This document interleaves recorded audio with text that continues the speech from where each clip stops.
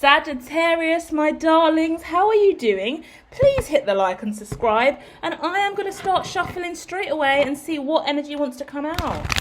I feel like we might have a relationship on the cards for you today, guys, because even in the pre-shuffles I keep seeing a relationship. Let me just do a couple more shuffles with this humongous deck I've got today. We are indeed using the emojis, darling. The emojis are out. When the emojis are out, oh, we are getting turned, baby. This is the emoji deck made by moi. So let's go. Let's see. What do we need to know for Sagittarius? Oh, okay. Well, there's a tougher energy in the field. There's a tougher energy in the field, okay? Oh, I'm seeing 2 people. 1, 2. I'm going to pin it right there. 3. Yeah, we're looking at a third-party situation. We're looking at something being cleared up by the full moon. We're looking at, oh, dear. Someone is incredibly sad. Someone is incredibly low. Someone has also been crying. You could have cried last night in bed. You could have been crying on and off throughout the week. And then someone's in a fucking high vibe. Someone could be making fun of you or the situation that you're in, laughing or mocking it. But you are just really, I feel like you're in the center of the situation, really sad. It could be the people that you live with, a lover, a partner, colleagues or friends. But there's a difficult energy. Yeah? This is a very complex reading that I'm about to go in for you, right? And I've done loads of readings today, and you were the first one I felt like I couldn't use the decks that were out. I had to get a whole set of different cards. I've now got them, and what has opened up here in the reading is a really, it looks like a telenovela, I like to say. This could be a third-party relationship, three-way relationship, polyamory.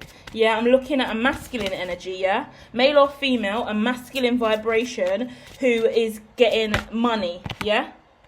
Their money situation is improving, and I feel like it's affecting you and them. You know when someone starts getting money, right? And they start buying all this flashy stuff, and they start kind of like showing off and getting all these designer stuff, and they're walking around the house just really showing off. And then it's making you feel a little bit uncomfortable or insecure because you're not as stable as they are. And they're kind of could be making jokes like, don't worry, I'm the rich one now. I'm the rich one in the relationship. It looks like people that you live with. I've got to be honest. It doesn't look like a situation. Oh, it could. The only other situation, you see these people like at least 5 times a week. So you either work with them, someone at work's just got a promotion and now they're dressing up really nice as part of the senior leadership team, and they're bossing themselves around, and they're like got this flyest new outfit, stomping around the hills or stomping around the office in heels because now they've got a new increased salary. They can look super fly, and whoever this rich, abundant person is, they're you're not liking them or someone's not liking them. There's jealousy in the air because of this shit. But you are going to get yours, okay? Even you could be looking at this person a little bit like, fuck you, bitch. So sick of you, hating, jealousy. Which is, I guess, not the cutest energy, something you're going to have to work through if that's you or whoever it is. But there is a jealous vibration here where someone's kind of being a somewhat of a undercover hater, low-key hating, because you're not used to being in this position where someone else has more money than you or in a power position than you. You were potentially helping this person out all the time, and now financially they're in a great position and you're struggling financially, and that makes you really, really sad, okay? Or has made you really sad, whoever's the one crying in this connection. You're crying because someone else is doing better than you, or either way, when you see someone else having success and doing incredibly well, depending on where you're at in your life, it should be a vibration that makes you feel happy for them and you feel empowered or positive. But in some people, quite often Sagittarius is as well, they feel less than, because Sagittarius is like to give off this energy of being the party player, the vibrant siren in the room, a little bit of succubus energy, but in the light way. They can also be a succubus in the dark way. That's the shadow Sagittarius energy.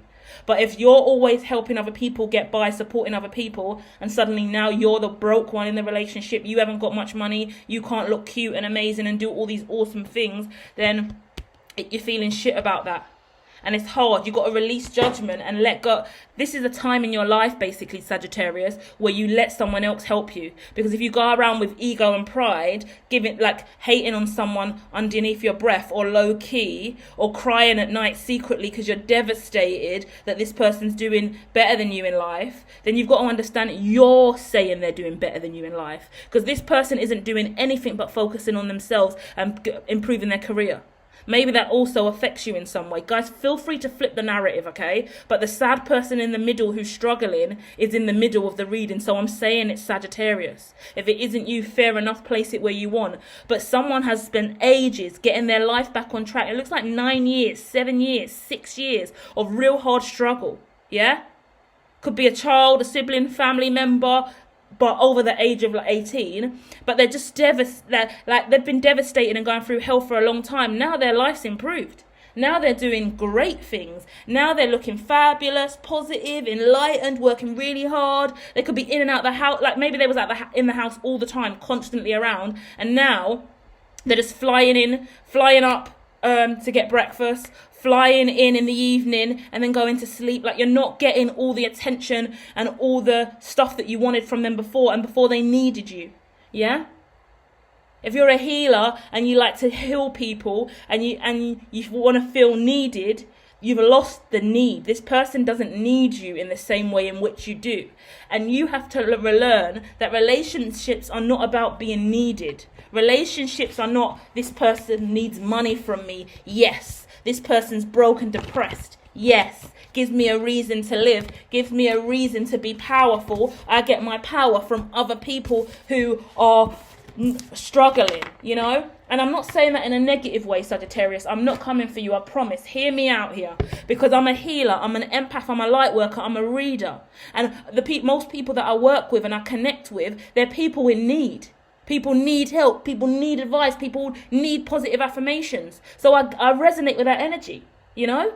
But I've had to learn after all of these years that actually it doesn't benefit me to just surround myself with energy and vibrations of I need you. Because it gets to the point where who's going to be there for you when you need them? And this is your chance to understand that someone else now can take on that role of giving you what you need. You need to understand that you can start getting help now. This person can give you money, help you. If you're struggling financially, now you can say, do you know what, can you pay for that?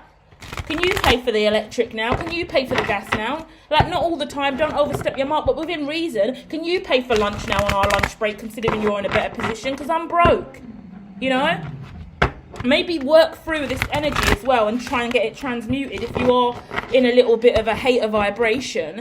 Like, I'm just blunt with the way I speak up. Once again, I'm not causing any offence. But that is the case. If it's like a promotion at work, you both went for the job, your friend's got it, she's looking super fly now, she's got a nice new car, looking proper sexy and everything, you're still broke and struggling, even worse off after you applied for that job because now you got tension with the bosses and the managers and you're pissed off you didn't get it. Like, just understand that and be like, do you know what, I'm so happy for you to get the job, but I'm not going to lie, I feel shit.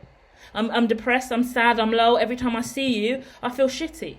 Like, you're allowed to own that within reasons and say, I love you, and I just want you to know it's going to take me maybe a month or so, a couple weeks for my energy to shift where I don't feel so bitter and resentful. And the truth is, I love you, I care about you, but I'm in hater energy. And please don't judge me for that, don't mock me for that, don't take the piss out of me for that, but just understand, yeah, I'm jealous and I'm resentful and I'm low-key being a hater because I feel less than. And you're not making me feel less than, but I just feel less than seeing you succeed and evolve and me still being stuck here. Yeah? This feels like a cycle that needs to be broken, this kind of energy of not being able to see past someone else's success. Because someone else's success is never going to take away from your success and your possibilities. You look at other people, and once again, it should be about the inspiration someone else brings you. Look at what they've been through and look where they've got. Ask them how they did it. Oh, remember what they went through. Remember how many times they cried. Remember how many times they asked you for money. Remember how many times they needed you, and look at them now. That means you've done your job. They're where they're at now because you were willing to give your time, effort, energy, money, love and support to them. You were there for them, and now you should see that that's the reward. That's what you get when you're there for people. They evolve and grow.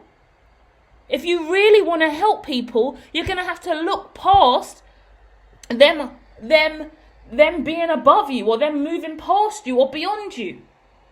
It's like a mother who doesn't want to let their child go from the nest. A mother who doesn't want her baby to come out of the womb. You can't hold a 9-month-old baby in your vagina. The water's broken. You got to let the baby out. No, but I like being pregnant. No, I don't want to give birth. Let it stay 9 more months. How dare the baby come out of my vagina? No. It's unrealistic. It's not possible. If you're doing your job right as a healer, as a loving Sagittarius, then this person should evolve.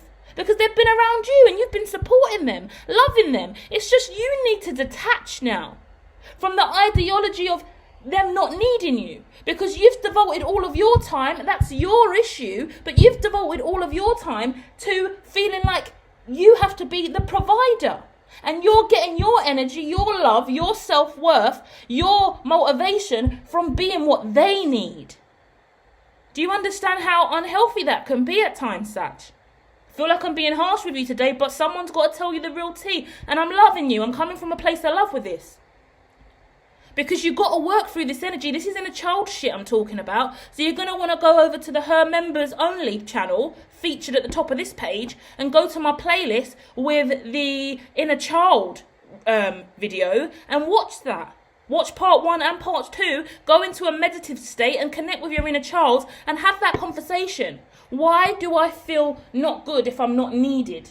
Why do I have to be the powerful one, the richer one, the more beautiful one, the one in the power seat? Why can't I just value someone else who doesn't need me? Why do I always have to pick people or be around people or choose people that need me? If they don't need me, then I don't really have a place. I don't feel like I have purpose. I don't know what I'm doing here. Well, that means you've learned some unhealthy habits in your childhood and you've been dedicated and given your life to others because you feel like that's your destiny, to just be what people need. What do you need? You're going to have to learn. This is some deep work I think me and Sagittarius are going to be doing over the next month. If this is you, please hit the like, hit me in the comments, because I can tell now we've got 4 more readings of this over the next month. Well, we're going to have to look at this, Sagittarius. I don't like to hide away from things and skirt away from the truth. This energy's out the bag now. I've just outed this energy. So this is going to be on your forefront of your mind, and you're going to have to ask yourself some key questions. Journal about this. Why do you only feel good when you are around needy people? Why are you picking needy lovers, needy friends, needy associates? Everyone around you needs you. You pick up people who are needy. Then you heal them. They don't need you anymore. They're not gone anywhere. They just don't need you. They're not in dire need. And that's not enough for you. You thrive on people being needy. And people are doing everything in their power to not need you, because that's what real resilience and spirituality is. You don't want to have to be relying on someone else and needing someone else all the time. You want to be strong and independent. And you've got to understand you're helping people do that. But then you're also resentful of it when they get out of the dark space. In my head, it's like it's someone grieving over a loved one. It's like, oh, they're grieving and they're broken and their family's died. Oh, this is great. Now they need me. But now they're not healing anymore, and they've let go of that grief, and they've gone through bereavement counselling. They're better on the other side now. You're like, oh, shit. I wish they were grieving again. Do you get what I mean? That's a really heavy, sad vibration to even acknowledge and for me to say over here. I'm sorry, but that's the best example I can give it. You rather this person be broken. You rather this person be grieving and needy, because then you can step in and do what you do.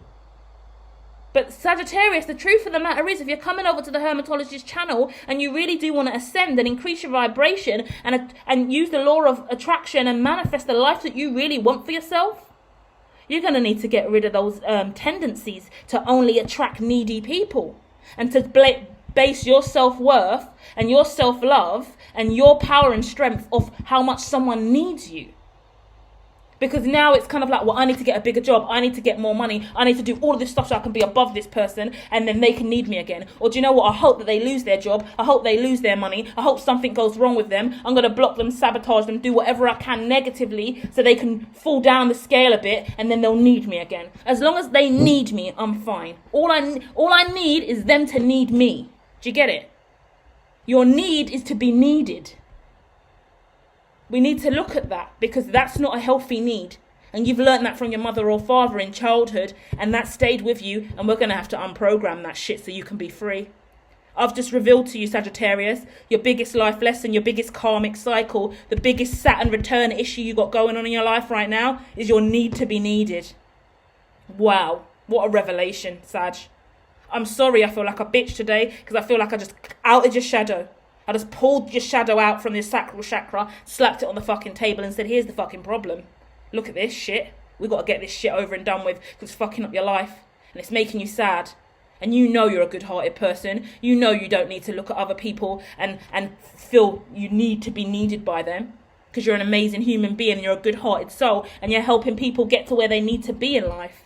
But then you're looking back in resentment because you no longer feel like they need you. Attachment issues as well there. Codependency and attachment issues we've got to look at. We're going to work on this, Saggy, over the next 3 readings, okay? 3 more readings coming after this one, which will make it 4 in total over the next 2 to 3 weeks. And we're going to tap in. I love you to pieces. I hope you're staying strong. Don't beat yourself up over this. Because now we've outed the shadow, we can work through it. You've been sitting in dark night of the soul. You've been feeling shitty. This has been a heavy situation for you. Well, guess what? It's not now. Because we're going to get to the bottom of it. We're going to work through it. And you're going to be in a much lighter vibration, okay? I love you guys. Keep your chin up. Like, go and check out the Her Members Only channel. Because there's meditations, mindfulness, affirmations, the inner child stuff, the past life regression stuff I also recommend for you.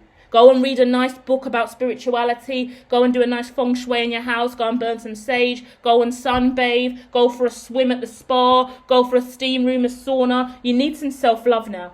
You're beating yourself up too much over this. And I don't want the stuff I've said to you to weigh on you even more than it already has. Because you are a good-hearted person. No one's tearing you down. We love you over here. Everyone loves you over here. But you need to love yourself without the need to be needed, okay? Love you, Saggy. I'll be back soon with more, okay?